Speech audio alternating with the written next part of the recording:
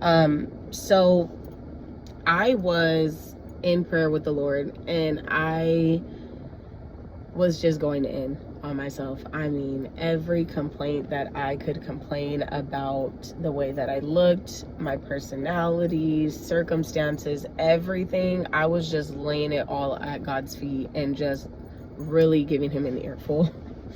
And I remember that he had spoken this verse to me, and what he said was, "Who told you that you were naked?" Now, most of us know the story of Adam and Eve. Most of us have heard the story, but if you've actually gone in the book of Genesis and read the story, you know that after they had acted out in disobedience, they had tried to cover themselves with fig leaves, both in a physical sense and also really showing what was going on with them spiritually. They were trying to cover their shame. So God speaks to them and he says, "Who told you that you were naked?" Now, where's the connection between insecurity and God asking who told you that you were naked? Now, when we think of nakedness, we understand nakedness to be our truest form, because this is where we are the most exposed. This is where we are the most vulnerable. Everything is out in the open when we think of nakedness. There's no space for hiding.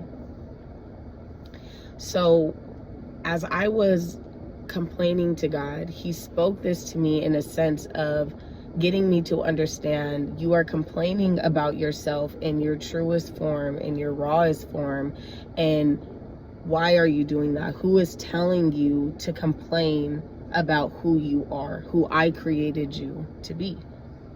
And in that moment, I had to sit and reflect that this is how the enemy gets in our minds. He plants those seeds of doubt. He plants those seeds of insecurity or shame or guilt, whatever he may use to make us question what God created. And this is what he did with Eve, right? And this is how he was able to deceive her. Did God really say that you would die? And that little seed of doubt made her question God's intent, made her question God's creation. I'm just noticing right now that that cloud kind of looks like the shape of a heart. That distracted me for a second, but anyways, so it made her question God's creation and God's intent. And so